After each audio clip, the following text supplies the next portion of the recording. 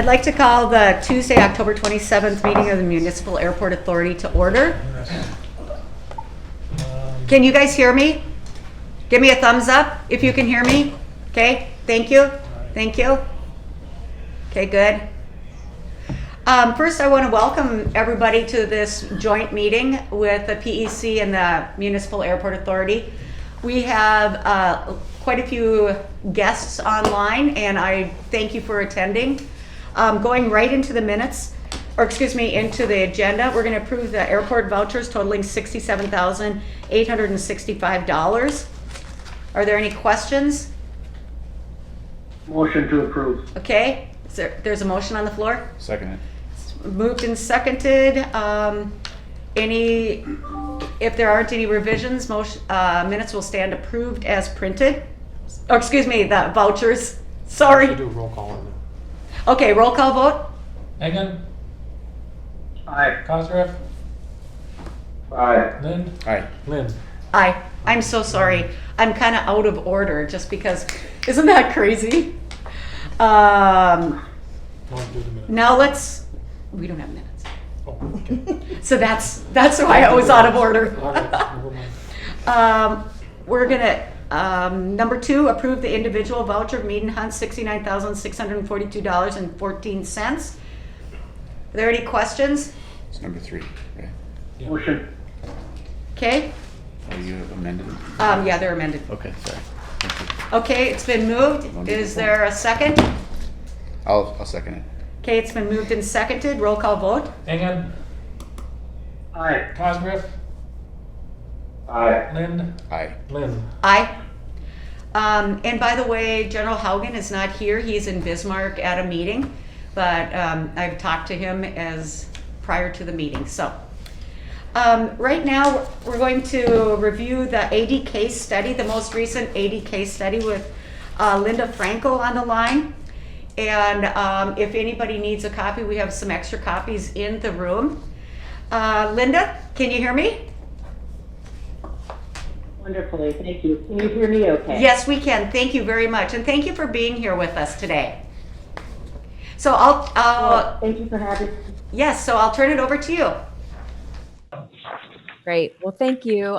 Thank you for having me, and thank you for letting our firm, ADK Consulting and Executive Search, be part of the compensation study for Fargo.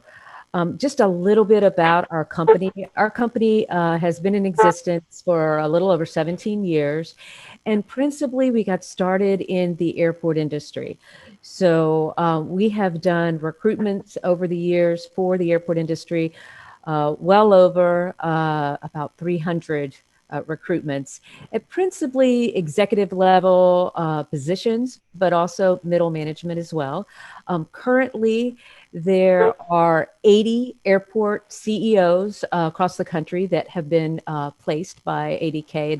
And I reference it, we might be placed, but at the same time, it's really the community and the governance body that makes the selection and puts in place their executive leadership, but we assist them. So we have worked for 150 airports nationwide. So we have extensive exposure and experience in the airport industry. We've grown to a team of 18 individuals. Of that group, 5 individuals have been past airport directors. We have 5 members of our team that are accredited airport directors or accredited airport executives, the designation of AAE. We also have 2 individuals that have their HR designations with SHRM, who are senior HR professionals and worked in the airport industry. And we also have a member of our team that has worked for a global recruiting agency and is an attorney. So we have a well-rounded and diversified group of professionals that work on our projects in a multitude of ways, including our comp studies. As I stated, we started out in executive recruitment, and about 9 years ago, we started to complement those services with doing organizational design, development, and compensation studies. So we've gotten to know the airport industry quite significantly. We do believe that it is a niche market. It's a little bit unique in that, airports, there's usually one Linda? in a community. I'm sorry, can you hear me? Linda? Yes. Yeah, can I just, You can mute or unmute yourself I just- by pressing star 6. We The host wanted would to. like you to unmute your microphone. You can press star 6 to unmute. Okay, we just wanted to ask people to mute their microphones. We're trying to mute them from here, but what happens on the screen, if you're not muted, you will show up on the screen, and we wanted to give the screen to Linda. So if you, unless you have a question, go ahead and make sure that you mute. Is Jane Pettinger on? See, we're muted now, so nobody can Hello? hear you. Okay. See, this is muted now. Tammy, we lost audio from you. Okay, The host would like you to unmute your microphone. You can press star 6 Hold to on. unmute. Star 6, Joe. You are unmuted. okay. Well, I just talked a lot about, Sorry. really, I just said was that if you can mute your microphone, and and if you have a question, go ahead and unmute your microphone and we'll know. But it kind of messes with the camera when you are not muted. Is Jane Pettinger on?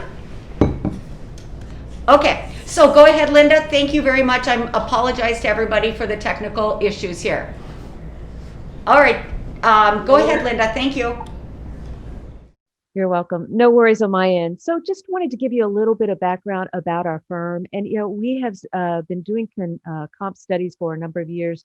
And one of the things that's important to us is that we comply with it's an old act, the Sherman Antitrust Act of 1890, but it is relevant. And what it really specifies is that when you do a full-fledged compensation study, is that you have a third party conduct that survey, so there's no bias. You have the data needs to be no more current than it can't be 3 months or less. You have to have at least 5 data points that are comparable. And then you also have to ensure that when the data is shared, that it is shared in the aggregate so that it is not clearly defined as to which agency provided what specific data point. So that is how we conduct our comp studies. And that is how we conducted this for the airport authority. So the airport authority's request was for 6 positions. Those positions are all airport centric. So what I mean by that is we referenced earlier, the airport industry is a very small industry. And in the report, we provided some information about the size of airports and how they were classified.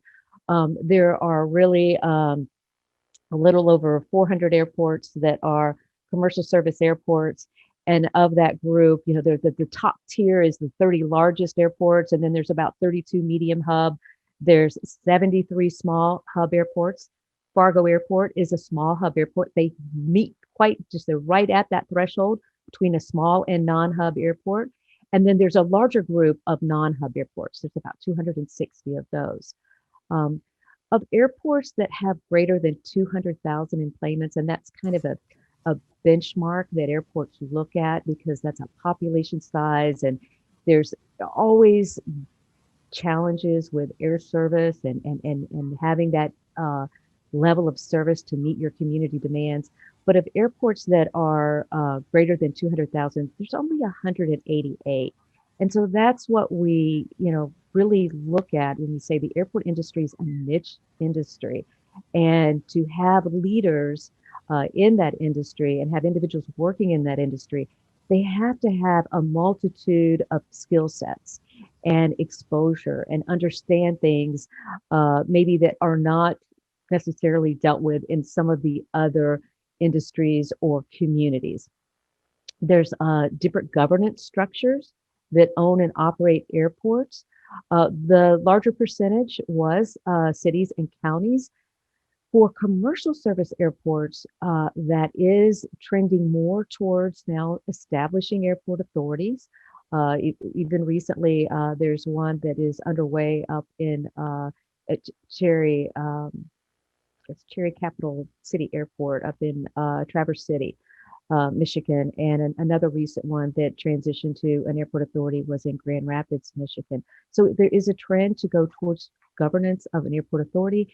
And principally, that's because the airport authority then will have established some type of governing body or some type of governing board. The governing board will ensure that the airport complies with ethical and appropriate business standards. But then they select a leader that has the ability to envision and establish procedures and practices and policies that really can coincide with the airport arena and the community that it serves, instead of only just working among a group that has a lot of competing interest with trying to provide community services. So it's just individualized to the airport. Um, and that's what we looked at as we focused on, selecting the airports that we chose to compete or to provide information for this salary survey. We looked at principally the governance structure, but also other things like the operating budget. That was really key because some airports are very diversified and maybe have an industrial air park, might have large cargo operations like Fargo does, may have a FTZ or a foreign trade zone, may have healthy general aviation activity and things of that nature. So our expertise in the airport industry has permitted us the opportunity to get to know the industry all across the nation and to know the different governance structures and how they operate. So we, feel that it's important as an airport, we look at, what are other agencies or industries that are similar to the airport. And the first fundamental basis is, do they provide a community service and purpose and value for the community? Do they are they required to have safety standards in place, customer service? And so when we look at our industry, we compare our industry similar to possibly utilities, to hospitals, to universities, and all of those individuals have a private responsibility and a public responsibility. And so airports, we feel like, are kind of in those same categories. So for this particular survey, there were 27 airports that we selected to provide data. Of those 27, we received input from 23, and we feel like that's a pretty good response rate.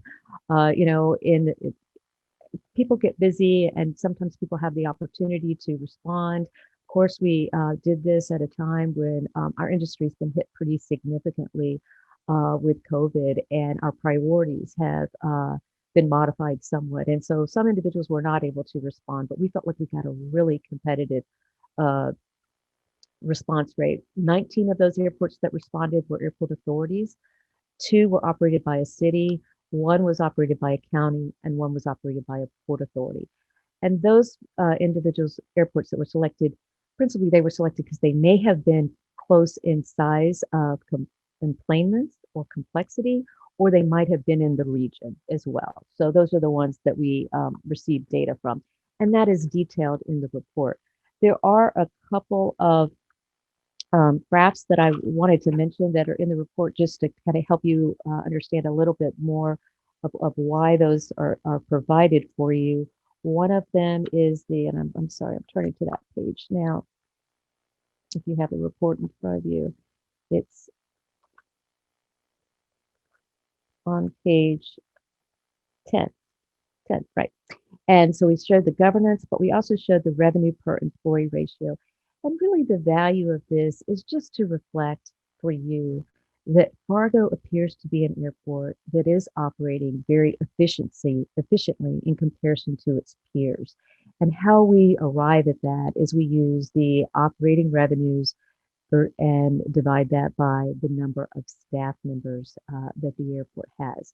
And it appears as though that Fargo is a very lean organization, a very efficient organization, but also a very effective organization with the staff members you have. So I do think that plays into when you're looking, at a comp study and the market and what you're trying to be honest with you, retain. You want to have, the salary survey also shared a little bit about best practices, and most organization feels it's important to have competitive salaries that retain, not only attract quality and talented individuals, but also retain them. And for the airport industry as itself, as I mentioned, is so small.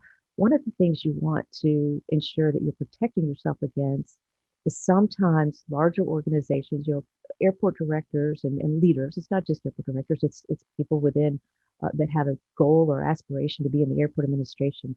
They may look at new opportunities that have a very favorable governance model, may have a specific region, may be larger in size and more complex, provide them growth opportunities. So that's one of the things that we, as a firm, really are able to take a close look at. In addition to taking a close look at the job descriptions, the airport industry, you can't easily match a position at these levels and the ones that we're talking about today with community positions because there's similarities, but there are some very distinct uh, criteria, whether it's knowledge based or whether it's performance based, that in the airport industry for these positions that you have to take into consideration. We were very fortunate in getting the 23 responses, and everyone has a CEO or executive director, and sometimes they call it airport manager. Everyone has one of those, but not every airport might have some of the other positions. So we didn't necessarily get 100% of information in all the other categories, but we thought we got really strong and solid information in all the other categories. There was one in particular, though, that we did have to really take a real close look at and make sure that the comps were appropriate and that we had to use some formulas to ensure that the data reflected really what we thought would be appropriate and meaningful for the organization. So I'm going to stop there before we go through the positions and talk a little bit about them and see if there are any questions that anyone might have.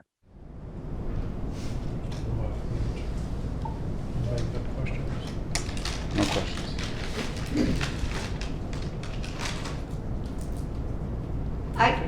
I think you could probably just proceed. I know we've got Jane on, and Jane, she spent the first 10, 12 minutes giving a real thorough background on the parameters of the research. So we're glad that you're here, and Dawn is here as well. So go ahead, Linda, unless Jane has a question or anybody else has a question.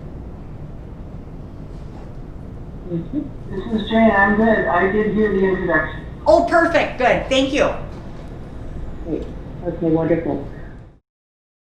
So with the executive director, as I mentioned, we were able to receive 23 responses for that position. But what oftentimes occurs is there's not a specified salary range for the executive director. There is just a salary. And oftentimes those leaders will have a contract or agreement in place that specifies what their salary is. It might specify other benefits that they receive, especially if those benefits are unique or different to what other individuals within the organizations may receive. And we'll talk a little bit about that as well.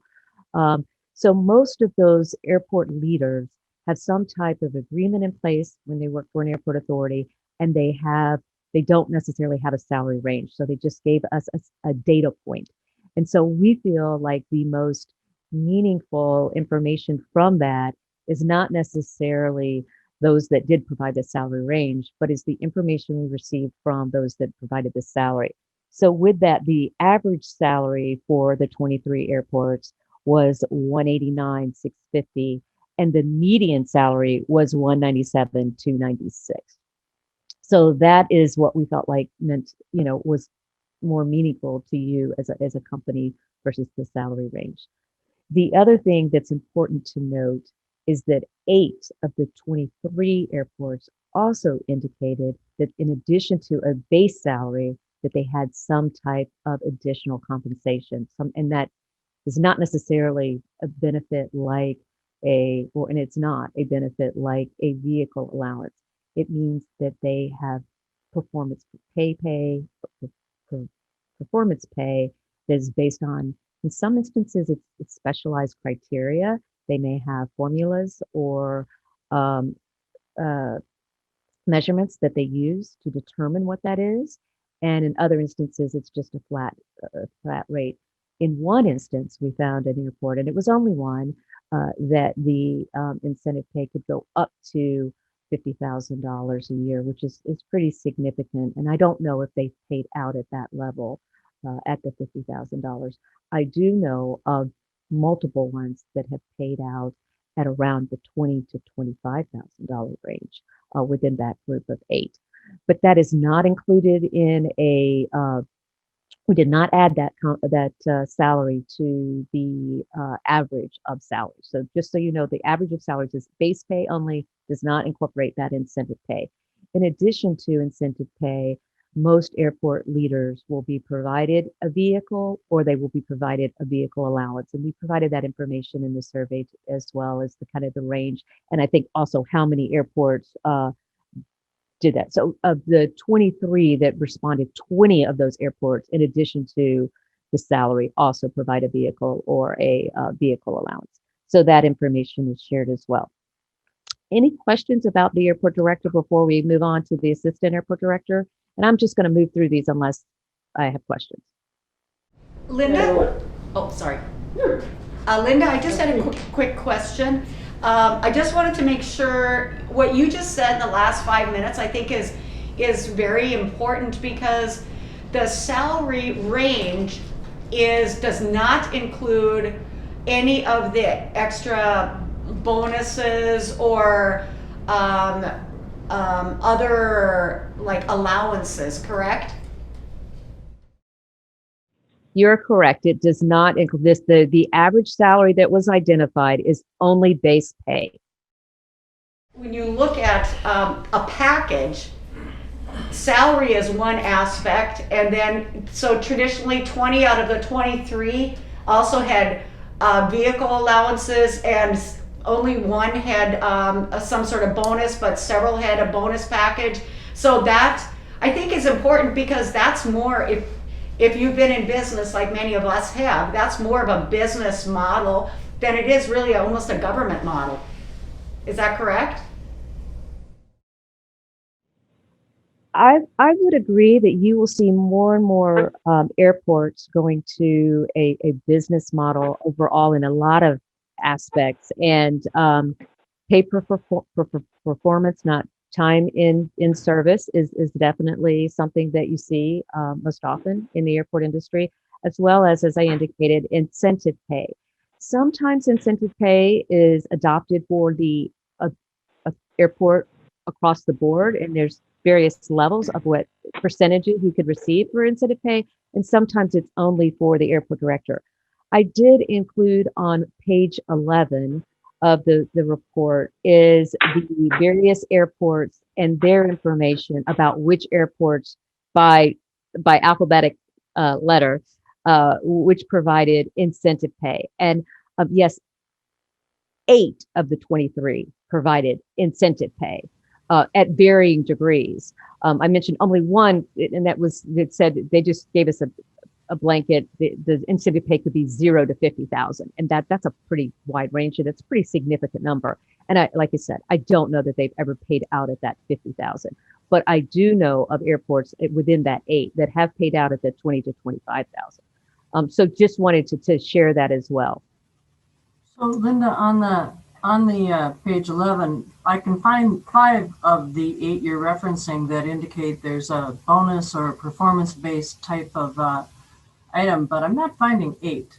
Okay, so thank you for noticing that. So because we also, as I mentioned earlier, and I don't know if you heard this, we have done recruitment initiatives across the country for a number of these airports that are in the survey, and some that did not necessarily reflect that they have done they have incentive pay.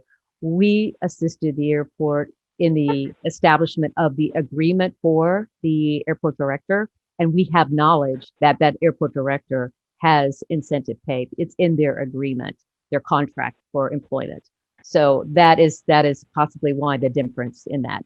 we went through each one of them as the airport to look at which ones offered incentive pay. And just a note, if I might, at the very beginning, you said 19 of the airports that were used out of the 23 were governed by an airport authority. Is that correct? That is accurate, yes. And again, going back to the governance structure is a very important element. That is not the only thing that we look at. I mean, we do look at the operating budget is another really important thing to evaluate.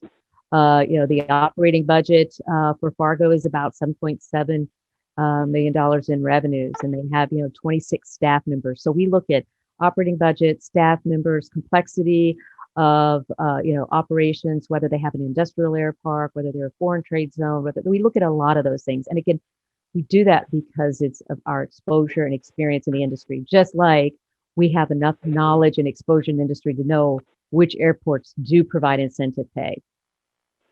Mhm. Okay. Any other questions?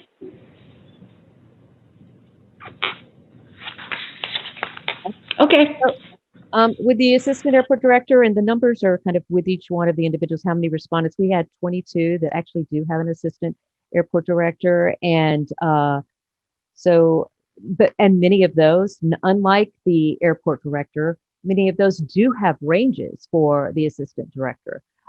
So we were able to pull data from that, and we feel that that's valid data. So we shared that both in the average and the median, as well as for the range, not just the actual salary. I think we also, though, did share what the current salary average and median is as well. So you have that knowledge for you. And then similar to the executive director, oftentimes the assistant airport director is also provided a vehicle or a vehicle allowance. And of those 22 airports that responded, 16 indicated that they did provide their assistant airport director some type of vehicle or vehicle allowance. Okay.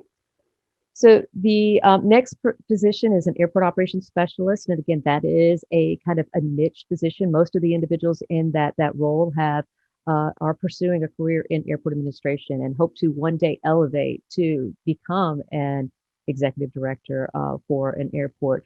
They have a variety of duties and tasks. And as we reviewed the job description for Fargo and the job descriptions and characterizations from the other airports that were surveyed, kind of what really was what were close matches. And maybe there are some airports that have a little bit of a unique responsibility or something a little different than Fargo, and some that are greater in responsibility and some that are less. So that's something that we took into consideration. So we provided the data there for you of both the averages as well as the salary ranges and what we saw in the industry. Oftentimes individuals that are in that position, like I said, are progressing in their career. They have some experience, but they are also gaining experience while they're there. Oftentimes will relocate for growth in it to another community. Then there was the airport operations supervisor land side, and then the airport operations supervisor air side. And with the land side, we had a total of 21 respondents. And a number of them provided their current salary as well. So that the current salary average was $75,530 with a median salary of $73,278. And then we provided the graphs there for you that showed the salary range and where the minimum to the maximum. And we did use minimum to maximum when we could. Like I said, the only one is really the airport director that we really could not get that data accurately for. Then there, as I mentioned, there's the land side. The land side, we had 20 of the 22 individuals provided the actual salary. So we had 22 data points. So again, going back to the Anti-Sherman Act, requiring only 5, and but we wanted to make sure we have very diversified and appropriate data for you to come to these recommendations. The principal office associate, that is the position that I kind of referenced earlier. That is just, it's a little unique in every environment. In some environments, you'll find that position having a lot larger role in finance administration and really setting out sometimes a big component of the budget, or they might have a big role in commercial development. Um, and what I mentioned before, we do see Fargo Airport, and when I say we, ADK and our team of others that have been in the airport industry, as being very efficient and effective. Your airport leader is responsible for quite a bit in this extent that they don't have a lot of support staff in some categories like business development or in like finance and administration. They are looked to really have a big, not only hand in it, but really lead and engage in it on an active basis. So this position took us it took an opportunity for us to really talk to some of the airports too to better understand how they matched this position and what their whole scope and responsibilities were. And then we were able to establish formulas to accurately depict really where this position might be appropriate from a comp basis. And I say that because I think our recommendation was not kind of maybe in alignment with what it previously in a grade that it previously was. And so really wanted to make sure that we were doing it accurately and appropriately. And we feel that it is valid, the data is valid, and the recommendations are very supportable. So then at the end, you'll see the salary recommendations. We did, utilize the data, the actual factual data that we received, and we were able to then calculate a salary structure that would be based only on that data. Then we took a look at what the current salary structure that the city of Fargo maintains and what your grade structure is, and to ensure that if we were going to match it, what would be a good match with the city of Fargo with the actual data from the airport industry. So on page 26, you will see the current grade. You'll see the 6 positions. You'll see the current grade in which they're at, and that is the minimum to maximum range that is depicted. And then if we just use the data from the industry, what that data would reflect a minimum to maximum range would be. And then to the 4th column over is if you use the same grade structure that the city of Fargo utilizes, what that would match to. So you'll see the operations specialist was a match based on the data that we received. The current grade is a grade 12, and based on the data that we received, the recommendation would be a grade 12. The principal office associate, where the current grade is a grade 11, our recommendation based on information and data is a grade 12 if you're using the Fargo grade structure. So, and you can go through down the line there. The grade for the executive director is a grade 24. The grade based on data, and again, base salary only, is a grade 27. We felt was the right grade structure for that, and some of the others changed as well. And then we actually went back, to be honest with you, we went back and we looked at the grade structure from a previous survey that we completed with the firefighters to see how that aligned with what the data suggested. And we felt like they were compatible. We didn't do it initially. We went back after we did all the calculations, and we said that what we found with the aircraft rescue and firefighting personnel seemed to, and the data from that seemed to align well with what we found from this survey as well. Because again, we used the airport industry principally for this one, only for the airport industry, and for the aircraft rescue and firefighting, we use principally airports, but also community salaries for the everything but the fire chief. So that is kind of the information and the recommendations from salary. Let me see if there's we in the back of the study, we kind of share with you the information for each one of the positions, who provided data, which organizations provided data for each one of those positions. And you'll see that the one that just had a little fewer positions was a principal office associate. And then you'll see the couple of airports that we did invite to participate, and unfortunately, they were unable to participate. Okay.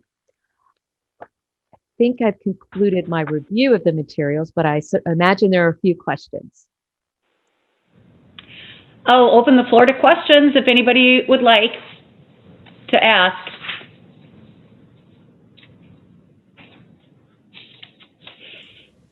Linda, this is Jane. You did indicate, now I gotta find it.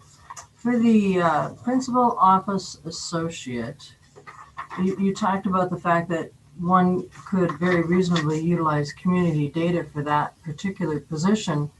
But you did not, because of course your data did not include community information in general. On page 24, you indicate that only one data point was considered a match. I'm assuming you're talking about the data point from your data, right? So thank you for that question. And what I mean by that is only one had the exact same duties, in the sense of the exact same duties in finance, the exact same duties in support of HR, the exact same duties in support of procurement and processing, those types of things. Most of the others, they may have even had a higher level. They could have been a chief financial officer and had more budgetary responsibilities and capital budget exposure.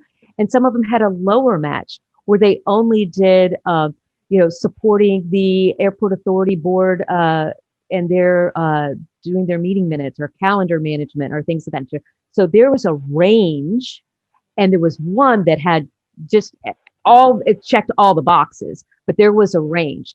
So I don't believe I said, but if I did say that that position, you could look at community factors. I think you are going to, if you were to replace that position, would draw from a community representative versus someone that maybe had been in the airport industry. Having said that, you would, though, have to train and develop them in the airport industry and in those specific skill sets to be as effective as you would want someone when they have that much responsibility and that diversified responsibility in an airport environment. So it's not even, to be honest with you, to look at in your community. Would you look for someone who has accounting expertise? Would you look for someone who has HR expertise? Would you look for someone who had procurement expertise? There is a range. So that's, hopefully that answers your question and addresses that for you. Well, what I think is curious about it, because of course very few jobs across organizations are going to match at 100% or even near it. Why indicate that for that position? I don't see a similar indication for the others. Because for the others, in the airport industry, you typically find someone as your executive director that is an executive director. You typically find an assistant director that has a very similar job description as your assistant airport director does there. Same would be for the airside or the operations specialist. Same would be for the airside and the landside operations supervisors. The job description in the airport industry, it's very, very similar. They have same responsibilities from safety, security, regulatory requirements, financial administration, those types of things. The principal associate, the principal office associate, because they have finance responsibilities, HR responsibilities, procurement responsibilities, administrative support responsibilities, that is a lot more diversified. So that is the purpose for that. That is why we referenced it that way. Linda, one of the things that I wanted to note is you noted it pretty early on was the efficiency, and you and I had discussions about this. Part of what I thought was interesting, this is page 10. Part of what I thought was interesting is when you look at several of our job positions, and the one that Jane just asked about could be one, there might not be, like you said, there would have to be training. The way I look at this position is that it's possibly, like from the private sector point of view, it's one of those positions that, oh, we're growing, so could you add this to it? Could you do this? Could you do this? And that's why it's so diverse from other airports, because of the growth we've seen over the last 10, 20 years, that, and the efficiency on page 10 points to the fact that we do have employees that really work hard, and unlike some airports where you might have 2 people, you have 1 person responsible.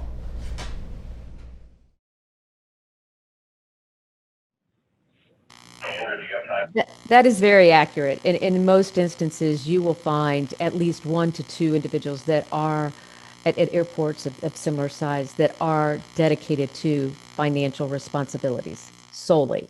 And that, you know, it is unusual also for this size airport not to have someone in business development or, you know, in properties administration, marketing, air service development. So you do, we believe Fargo operates a very lean organization. Well, in the first study that you did, I remember looking at those positions and looking at several positions within our airport, and to replace one position or a couple positions, we might actually have to have a CFO and an executive director, because we get support from the city of Fargo, but the budgeting comes right from this office, and all the expenses, everything comes from this office, and Joan submits the bills. So when you look at the office principal position, that is much more than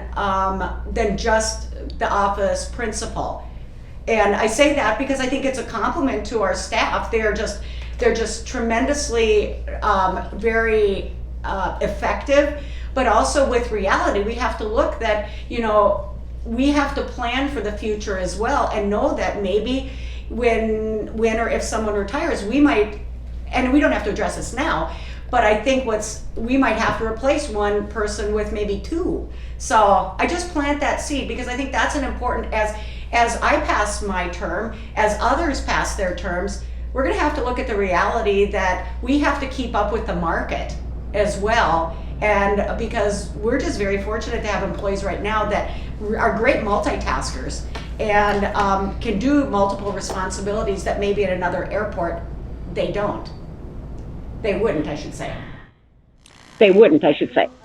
You know, I do want to add to that, and I agree with you, and I will just, you know, based on the industry, and as I indicated before, you know, ADK has been, you know, I myself have been in the airport industry over 30 years, and I've seen a lot of airports and a lot of structures, and I would agree, you have to, depending on the dynamics and the complexities of the organization, you do see a lot of multitasking. But to the degree that I see at Fargo, it's not the airport director. I don't know of any airport, and I'd have to go back and go 1 for 1, but I don't know of any airport that's within this survey that doesn't also have someone who is a finance director or is solely focused on finance. And most of these airports also have someone solely focused on business and marketing and communications. So I would agree that if you were to, and what your current principal office associate is responsible for, you would oftentimes find multiple people in those roles. So that's why we do feel that the recommendations that are in the report are validated based on data, but based on knowledge of the industry. So I'm still kind of, this is Jane again. I'm still a little bit stuck on principal office associate, and I know that's not our most important task today, but would you say that the salaries that you're reporting here represent jobs that generally hold less responsibility than our principal office associate? Is that what I'm to glean from what you said earlier? I would say that some of the comparables held less, some of them held more, but in many instances, there were multiple people that held the totality of the job description. There were multiple people that instead of just one having that breadth of responsibility. So this salary that you're reporting is really not, if I'm hearing correctly, is really not indicative of what someone who's doing the level of work, the quantity of work, the variety of work that our principal office associate's job description represents. It's really not a good match. It's a best guess. Nope, no, nope. It isn't, well, it is utilizing data and utilizing formulas. So for those positions that were higher responsibility, the formula was developed for that. For those that were less responsibility, a formula was developed for that. So we went into the job description itself and looked for, and this is not unlike any other company that would do a comp study for you. They have to do a job match, and they have to do job leveling, and they have to look at the scope of the organization and the breadth of responsibilities. So it is based on factual information. It's not just a guess. It is based on factual information and formulas to equate to an appropriate recommendation.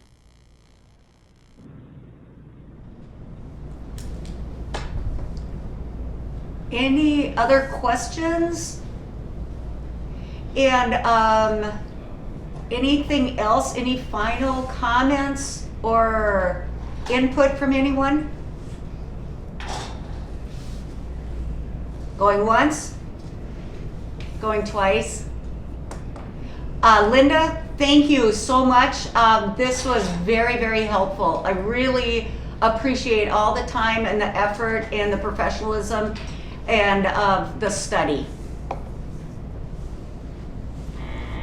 Thank you, and again, we appreciate you permitting ADK to support you in that. We do feel like that the study is very meaningful for your organization and for our industry. So thank you again for allowing me to participate. And if you have any questions in the future, please feel free to get in touch.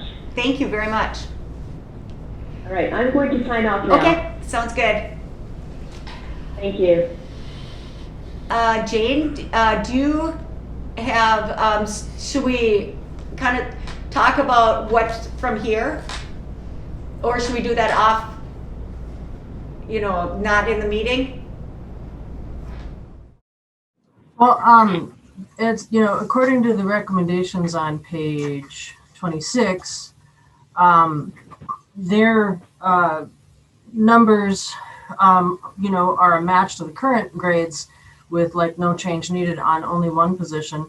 I have not yet looked to see where the revised DBM values lie in terms of what grade that lands those into, because they've all been updated by staff, and I would imagine the Position Evaluation Committee needs to approve those DBM values for any that aren't the same as what they currently are.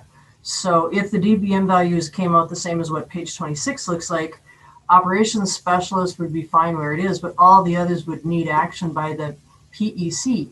However, I don't know that like on the principal office associate, grade 11 to grade 12, that's maybe not something that really requires our attention. That's maybe something that can just move forward without the PEC getting involved. I don't know what degree of change requires, let's call on the airport PEC. Jen, do you know, Jen is here, I believe. Do you know the answer to that? Do you know what I'm asking? For the city, that is? Or Mike, do you? I don't think it was specified. I don't think so either. No, it wasn't. I think the city probably has a benchmark, that if a job changes just one grade, it's maybe no big deal. But the PEC doesn't have, doesn't have to view that. It's good to know, but the PEC has total charge of that. Yeah, but I was just wondering what the standard is for the city. Because if the standard for the city says you don't need to pay attention to this, then we have less work to do. Okay, got it. And let's not take everybody's time and effort and roll forward. But if there's any change at all, maybe it needs to go to the city PEC. And therefore we'll follow that model, because I think we're to kind of follow their model.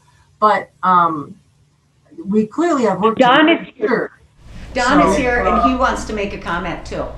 Yeah, as I understand the role of the PEC is that if there's a discrepancy between what the airport authority authorizes for pay for a specific position and what the city feels that position should be, then we get into the picture as a PEC. Okay. But if what the airport authority passes as it's not recommendation, but passes their pay plan to the city for examination, and the city agrees with what the airport authority has brought forward, then the PEC has no play. You know, we're not involved at all. Okay. That's my understanding. So, Did you hear that, Jane? yeah, so what I'm hearing, and you know, we'll have to see if, I suppose, if both Sean and folks at the city, probably Mike, would concur with that, is that action-wise, the thing to do would be for the authority to say, yeah, we like page 26 here and we think that should go into play. And then the city would take a look at the numbers on page 26 anyway, and say, yeah, we can live with that or not for each position one by one. And any that they don't necessarily go, oh yeah, that makes sense, I'm not sure that makes sense, then it would come to the airport PEC. So there's two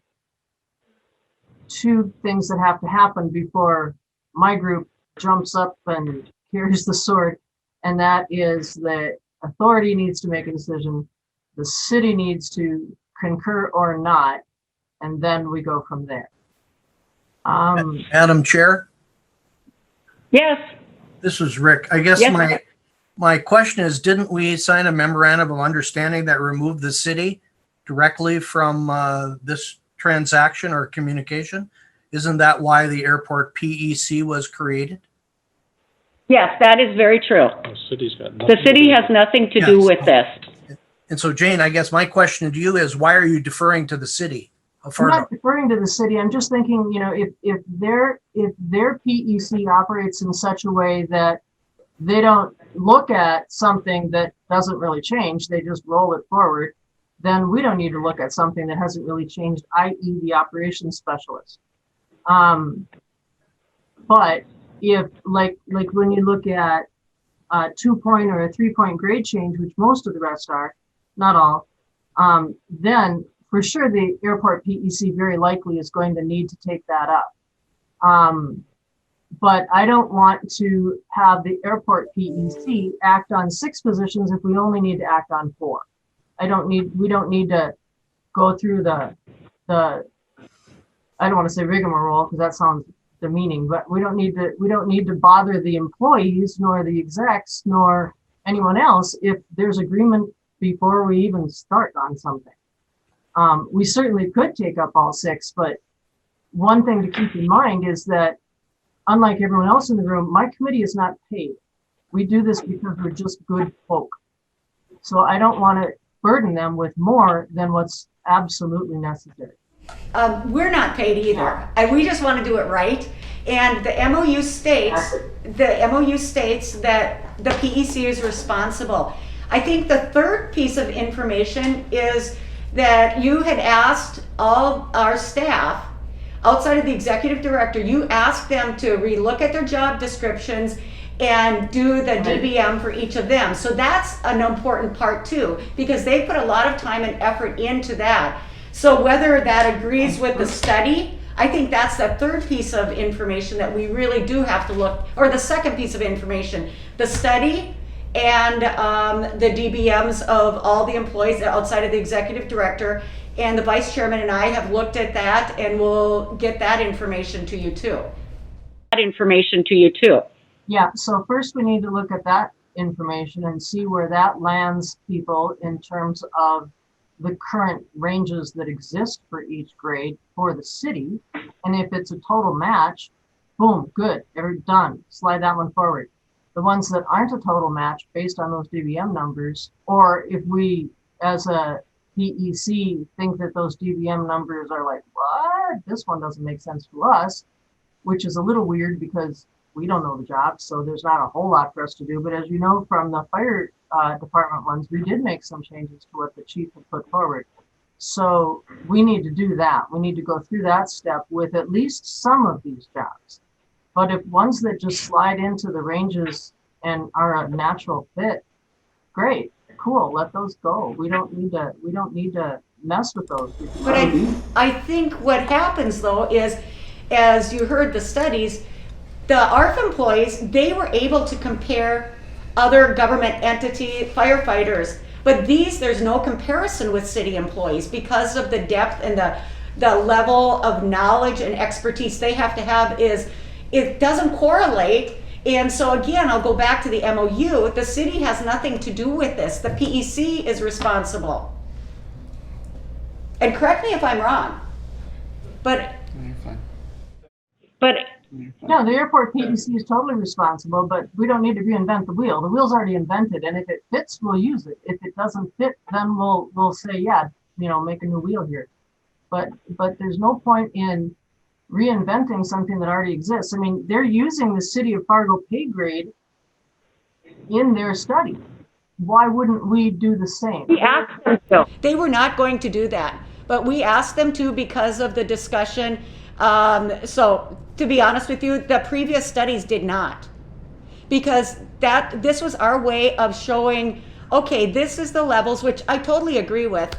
And so maybe what we need to do is just kind of summarize this, that we need to look at the six positions that were reevaluated, updated job descriptions, do the DBM, look at that spreadsheet, look at how it fits here with the range levels, and then communicate and decide whether the PEC needs to meet about 1, 2, 3, 4, 5 through 6. Is that right? 4, 5 through 6. Is that right? Exactly. That's my thought, is that, I mean, I'm sure we need to take up at least 2 of them. But really, if you look at the grade change according to page 26, there's 5 of them that are a grade change. One of those 5 is only a 1 grade change. So that may not really need a whole lot of attention. But at the same token, well, what the heck, if we're looking at 4, we may as well look at 5. And the same applies to we may as well look at 6. But I just don't want to do something that's not really necessary. Don's stance has always been, why mess with stuff if everybody else agrees with it? Then why do we even jump in on it? Eric and Tammy obviously have a different view of that, and we can certainly look at all 6, but bottom line is the airport authority needs to say this is what we like or not, and then it, for sure, that would happen before it would roll to us. At least that's my take on it. As we all know, the whole thing is crystal clear in some people's minds and crystal clear in other people's minds, and those 2 perceptions don't actually match. Other than we all agree that ultimately it lands on the APEC, and that I think we all agree on. It's just a matter of when does it go to us that there's difference of opinion, I believe. And Okay, I so actually from I love this kind of stuff. I eat this up, but I totally agree. I don't think the PEC needs to meet about all of them. So Eric and I, we're like you, we're volunteers. And we trust our employees. And so why don't, at our next MAA meeting, why don't we look at the spreadsheet of the DBMs for everybody and then see if the airport authority agrees with it. And if the airport authority agrees that they should be at the same as what's on page 26, then that should be taken care of. And because then the airport authority can just, I mean, would you like that to go to the PEC? Or would you just want the airport authority to say, yeah, we're fine with this, let's move this to a level, whatever, done. I'll go back to the MOU, and Rick, I think you're exactly right. The city does not have a play in the decision. However, the MOU says that the PEC will operate similarly or the same as the PEC for the city of Fargo. And the city of Fargo's PEC, as I understand it, only comes into play if there's a difference between what a department head thinks one of their staff people should be paid and what the city has done with their charts and graphs and says this is what classification it is. That's the only time the PEC gets involved. So if we look at that model and say, okay, airport authority, you come up with what you want to do for your employees, and that by cooperation, which I think is a word that was used many times in the MOU, by cooperation, we'll have the city look at what you've done and either go thumbs up or no, we think we have a problem here. And if we have a problem, then it goes to the PEC. If there is no discrepancy, if the city HR agrees with what the airport authority has put forward, then the PEC isn't in the game. It just moves forward. That's my understanding of what the role is. I would, that's why I'm trying to ask the city, well, where do you see these? Are these a big change or not really a big deal? So we can do some of that via email too. But one thing that's clear is that the MAA needs to look at these numbers and say, and the DBM numbers, as Tammy mentioned, and say, yeah, we agree with this, we agree with that. But this one we think, like, for example, what she said about the principal office associate is still under my skin, as you know. I think that probably maybe that position in most airports is much more administrative assistance than what we do. Maybe not, I don't know, but they said there's only one match. So I wonder if finding some additional data for that position at least wouldn't be appropriate. And perhaps what we need is a broader based community comparison, like an executive assistant that's higher than a typical administrative assistant to compare this to. I'm just not comfortable with the way she presented that item's data. So I don't really need to be involved in that decision though, unless there's a discrepancy or a disagreement. I would imagine that the executive director and the assistant airport director positions will be something that the MAA will want to look at these numbers of. One of the things that I think is significant is that she indicated that 8 of the comparable airports utilize some form of bonus. We have some allowances that match. Everybody has allowances, so that's cool. But I don't know if the amount of our allowances for our directors compare with what's in the survey. That has not yet been looked at, and that should be looked at. I also, the authority needs to think about whether or not bonuses, performance-based, merit-based, whatever you might want to use, is something you might want to add to these positions. 8 out of 23 isn't by any means a mandate. I don't think you have to do that. But based on the verbiage that I hear from the MAA, I'm assuming that's something you're going to want to at least talk about. And that maybe needs to be in an executive session or something of that nature. But, we only have 5 of those airports to look at what they're doing for bonuses. But Well, there was eight I know, of the airports, like there was you 8 said. on it, but. So, I think the I would- one thing to be, The one thing that happened, and just for you to be aware of, Jane, before the PEC and before the MOU, the city of Fargo raised our executive director pay to what we recommended, but they took the equal amount away in allocations for car. Right, and so it was pretty much, I'm guessing you want to not reverse that, but sort of. I'm assuming you're going to want to take that up, and that you're going to want to make a recommendation beyond salary. And so, I would like you to do that before tossing it to us, because that will definitely have to get tossed to us. We're 99% sure of that, right? So I would like you to have something that you're tossing to us on that. I don't want to be the ones to bring that up. That doesn't seem appropriate on our part. It seems appropriate on your part to bring that forward to us and say, we would like a 20% or 10% or whatever bonus structure built in based on performance indicator like efficiency or whatever. So, I mean, I would suggest that you talk about it, and maybe you decide, no, we're not going to do that. We want to make the pay more solid, and we're not going to make it pay at risk, because that's putting some pay at risk. But again, that's up to you guys to come up with a proposal, so to speak, and then for us to go, yeah, that's reasonable. Looking at the market, looking at the data, this decision band stuff, that makes sense. Okay. Good. We will take that up. And thank you, Jane, so much for your input. It's very refreshing having your insight and your objectivity too. I think that's just great. yes.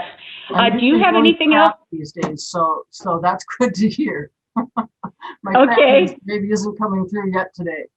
So cool. Okay, well, we're going to finish our meeting then. We've got a couple other things on the agenda. So you could sit and stay. Otherwise, feel free to. Okay, see you later. Bye. Thanks again, Jane. Okay, let's see. Number 4, Andy Purr's update. Is it the same? Any updates? There are no updates. I spoke with Eric Johnson 3 Fridays ago for over an hour about how the city goes forward and how that will look. I have not heard anything since, but the only other thing I can update you with, and I apologize, Chief Bush, for not getting you back to you, but he's got some questions for me on some of the logistics in the event this goes forward. So I don't know, Commissioner Strand is on, maybe he has a comment, but I basically have no update for you. Thank you, Stacy and Madam Chair. I do have a brief update, and then I apologize. I need to bow out of this meeting, but I'm glad I got to this before that time. We are, as at our last roundtable discussion of both entities, we all agreed that our HR and legal counsel would provide us a white paper where, like Tammy says, get it in writing, black and white, and that's being presented to us internally at 2:00 today. So after today, I'm expecting that also, as per your recommendation, Tammy, we give you an adequate time of 5 or so business days notice so you can all digest it. But we're reviewing it this afternoon. I'm assuming the next step, if there aren't changes or whatever, we'll go to revise it and then get it to everybody immediately. Okay. Who is there anybody from the airport coming to that meeting? This meeting is our own. This is our own internal meeting, so we can see what we're looking at, and then we will, after that, be sharing it. Is our attorney going to be there so we can make sure we've got, she can hear what's going on, or is that not the case? Or today, because it involves employees. Today, it's our legal counsel sharing it internally with city folks. Then, of course, I'm sure Stacy and others will be brought into it. Maybe next time you could include us because there are employees. Well, you certainly will be included, but we have to have our own review of this first. We don't know what it is yet. Okay, It's just us. We'd like to see it, talk it through with our legal counsel and our HR department. And then, of course, the final draft will go out as requested. okay, thank you. Okay, thanks, everybody, and sorry I'm bowing out. Yep, thank you. Thanks for the update. Number 5, East Side Terminal Tenant update. So the FAA finally sent a draft supplemental agreement to add 192 square feet of space that was vacated by Vox Telesis. That would be effective January 1st of 2021. Excuse me, that was vacated, will be vacated by Alteg, A-L. UL. Yeah. ULTEIG. No, it's a different one. Oh, it's a different Alteg? ALTIG. Oh, okay. Rick has talked with Alteg. They would still like to maintain space, but we really don't have anything other than probably some storage space in the basement for them to maintain basically an address in Fargo for that. So we have the draft here. It's going through FAA legal. All of the rates per square foot add up through as long as possibly, if they execute all their options, it would be through 2033, but it does maintain the 3% escalator throughout the entire contract period. So once FAA legal has that, they could potentially occupy that space on January 1st. The Vox Telesis space on the second floor is still vacant. Rick is still working on trying to fill that. And then Rick has had some conversations with Riviera Nexus. They're also on the second floor. Their lease expires in about November 20th, on or about. It's in November. They may or may not continue to lease that space. We'll know hopefully by the next meeting if that will be extended. If not, we do have someone interested in half of the space, and I believe at some point in the not too distant future, the FAA will be interested in all of that space, FAA Tech Ops, as they are expanding employees as well. So we'll have more on that soon, but that's kind of where we sit in the East Terminal right now. Great. With tenants. So Rick, anything to add? We should know more by the next meeting. Good. Okay. All right. Thank you. That's it. Thank you. Any update on the airport construction and security? Terry, do you want to go first? Yeah, sure. Good morning. So basically things are plugging along there. We're getting some concrete poured, actually poured quite a bit of concrete last week. Right now they've got the foundations done on the addition and backfilled. So that's going to start coming out of the ground. And they are roughly halfway down the west side of the main building with the metal panels. So they're also messing with a camber issue that wasn't indicated on some shop drawings, and so we're dealing with that a little bit. But for the most part, they will wait until they get it enclosed before they can do electrical, which is kind of a rule. So we have to get it weather tight before we put any kind of conduit or those kind of things inside the building, so they wouldn't get wet or fill up with water. But other than that, I think it seems like it's plugging along pretty regularly. So great. How are we doing on the fuel system, Terry, as far as getting that back into service for? So I think this week they're pouring the concrete around the tank area, so building that curb, and then they can get going on attaching the equipment on top of that. I don't have a specific date on that, but I'll do some checking and get back to you on that, Sean. But they are working on it. Go ahead. I think Darren's had some conversations with ODA. Yeah, we are using that tank. We started last Friday. They got electricity hooked up to it. And, oh, okay. They had to add a 50-foot hose so they could reach over to where we could get the vehicles to. So sure. We are utilizing it. It's not okay. 100% yet. Well, it sounds like this week they're going to pour the concrete around it. Then typically they're going to make us wait a good 7 to 10 days before, especially with the kind of equipment you got, is pretty heavy. Concrete usually gets to about, I think, 95% in 7 days, complete cure in 27 days. So I'm guessing it'll be a week after they pour the concrete before they'll let them drive right on it. So at least. So Terry, what's the status of the re-roof for the current shop? The membrane, is that still on back order? I don't know. I asked Roger about that this morning, and he was doing some checking on it to see what the deal was. He was actually, I called him en route to the office, and he has not called me back yet. So I'll send you an email or something as soon as I find out. I know we're having a lot of issues in a lot of areas with regards to material deliveries on things, and whether it really is COVID or, which I think a lot of it is, but I think it's a great excuse for anything that's delayed today. Just go look at the Luther GMC lot. They don't have many vehicles. Oh, yeah. Jeff Klein, do you have anything on the cargo apron? Jeff? Yeah, good morning, everyone.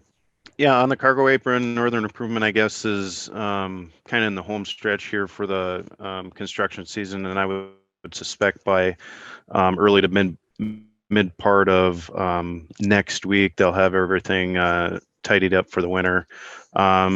So this week they have the tank is completely constructed, so they've been backfilling the tank. They've pulled all the sheet pilings, and the plan is to get the crane removed off-site by tomorrow. And then Celine Brothers will be in there this week to put in one last section of glycol sewer. And then as far as Northern Improvement goes, they're going to spend the week, first part of next week, just working on earthwork, getting piles leveled, moved around. So it's buttoned up for the winter. And then I guess the Northern Improvement's plan or goal, I guess, was just their own goal was to have the first lift of bituminous base course paved going into winter. Obviously, with the turn in the weather, the weather wasn't conducive, so they stopped on that. But I really don't have any concern on that because they're so far ahead in schedule that they're really in great shape to start work in 2021 and just hit the ground running. So no concerns. Okay. Two minor things. Stacy, I had sent you the easements that the city of Fargo provided for a water main easement and some partial vacations of some water main easements that we had in the past. This has to do with the flood levee along County 31 in the old 52nd Avenue North. We've got those ready for Tammy and myself to sign unless you haven't had time to go through and take a look at them. But these are part of the flood levee project that we're doing with the city north of the airport. So vacating some easements, and then they're relocating some water main and granting them a new easement for that. So we've got those here today. Yep, I reviewed them this morning. Obviously, I'm going to rely on the legals that More Engineering put together, but in terms of what the city and the airport authority talked about vacating, that's in line with our notes, and then the permanent easements go in where indicated. So I'm good with them. Okay, we'll get those signed. The final thing is last week Henry and I met with some folks from the National Guard Bureau up at the new Operational Readiness Center, and as their project proceeds, the shelter belts on the east and west side of the main entrance into the Operational Readiness Center still need attention. A few years ago, the Airport Authority removed a significant portion of the shelter belts along County Road 20, and we purposely left those areas in front of this Guard Operational Readiness Center until we knew what their entire plans were. Well, now that they're proceeding, have their fence lines up and so forth, I've got Jim Hansen from Hansen Design, a landscape architect that we work with, going through and assessing that with Tony Peterson from the Cass County Soil Conservation Service to see what can be removed and what needs to be reestablished to kind of beautify that area up there in front of that guard facility. They plan to open that sometime mid-2021, I believe, so it's come along pretty well. So we'll be working on that over the winter. That's all I have. Good. Any other business to be brought forth? Tammy, is Terry Stroh. Yeah, Terry. I just got an email from Roger while you guys are talking, and it looks like they have the material, got that not that long ago, and now they're basically, from what Roger says, he's kind of thinking that A&R is a small enough outfit that they're gonna probably not be able to work on both roofs at one time, and that would be, we've had that issue before with other roofers, because these are quite large roofs. So they're gonna concentrate on, as soon as they get enough stuff to go on the SRE building, the new one, they're gonna start on that. Because I think what would happen if they started, if they started right now on the on the existing building, they'd be maybe a quarter of the way through it, and then they would have to move to the other one. They don't want to do that, so they're gonna get the first building done, or the big building done first, and then they'll move on to the existing building to re-roof that, and that will probably be just, done this winter sometime. So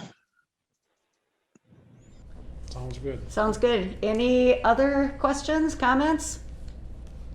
If not, the meeting is adjourned.